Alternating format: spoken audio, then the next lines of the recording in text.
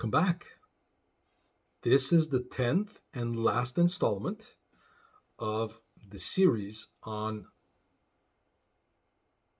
fatal mistakes in qualifying that kill follow-ups dead in their tracks.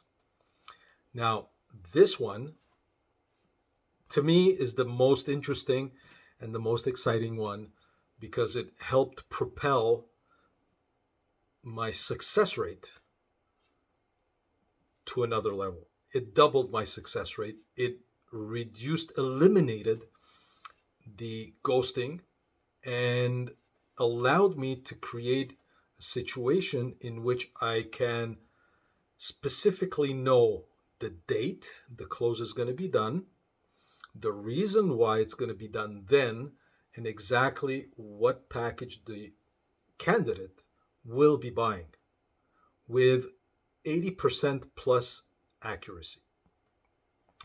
And this is not the error, the fatal error to avoid is not paying attention to buying signals. But stay tuned because this is probably the exact opposite of what you might be thinking. Now, as a closer, as a sales professional, sometimes we'll get so excited in making sure that the prospect does buy that we stop listening to when they give us buying signals. Now, a buying signal is not typically, I'm ready to buy. Mind you, if you apply and avoid the 10 mistakes, the fatal errors that I shared with you, you will get phone calls. You will get follow-ups from the prospect up to a year later, calling you back and saying, Razmig, I'm ready to buy from you now. How would you like to get calls of that nature? This is what these 10 fatal errors, avoiding them, will allow you to do. So, a buying signal is the first and foremost, the one that's going to come most naturally to your prospects is an objection. That is a buying signal, which is typically misinterpreted by sales professional as a reason not to buy. Think about that for a minute. Isn't that interesting? The prospect tells you, I don't have the money.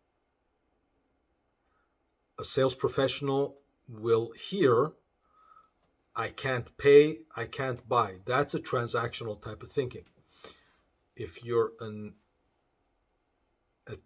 relational type of thinker, you'll understand, you'll try to work out why is that so.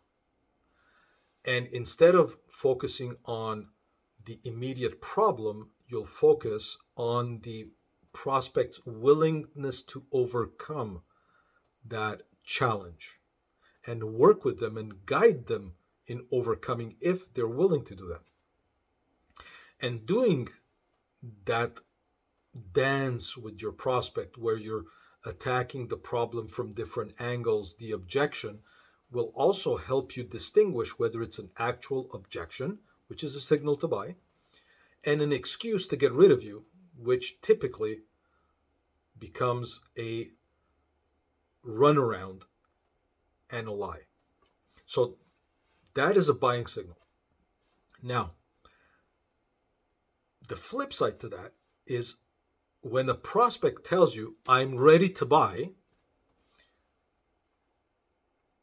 is usually a way for them to get rid of you and buy some time.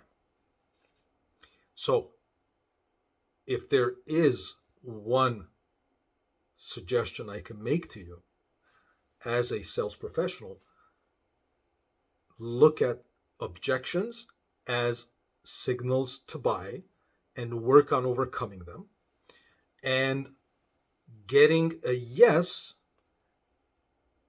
as in the opposite of a signal to buy. So let me rephrase that.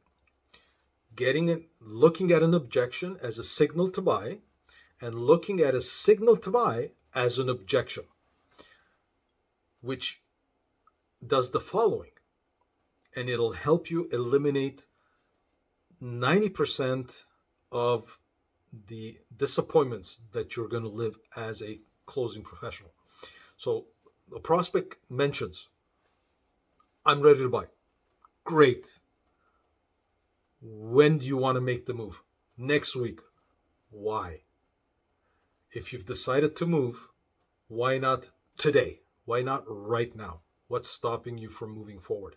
And if you've done the steps that I suggested to avoid the 9 fatal errors that preceded this one, you will be in a position to ask that question. And the prospect will truly answer. If they are really in a situation where they need to wait because funds need to be moved, they got to do this, you're now in a position to make a suggestion because you know they have credit cards, they have this, they have that, they have those elements, and you can guide them through the process of overcoming the challenge. And they will work with you. But if you haven't gained their trust, you'll soon notice that the signal to buy that they gave you is an actual excuse not to buy. At least you'll know. You may not be able to overcome it, but at least you'll know exactly why that is. So treat a signal to buy as an objection. And on the flip side, treat an objection as a signal to buy, so that will prevent you from giving up and working with your prospect on identifying how they can overcome that. So this concludes the series. I hope you found it useful. And for the last time in this series, I invite you to comment, share your thoughts, whatever you feel does not match up with your experience, as well as what you agree with. And if you need to work and you feel you need guidance on working on some of these elements, possibly all these elements, and you feel that I'm the right person to do that with you, reach out to me. I'll be more than happy to guide you on becoming the best possible sales professional that you can be. Blessings and all the success in the world to you. You deserve better than what you're accepting at this moment. Have a great day, and I'll talk to you soon.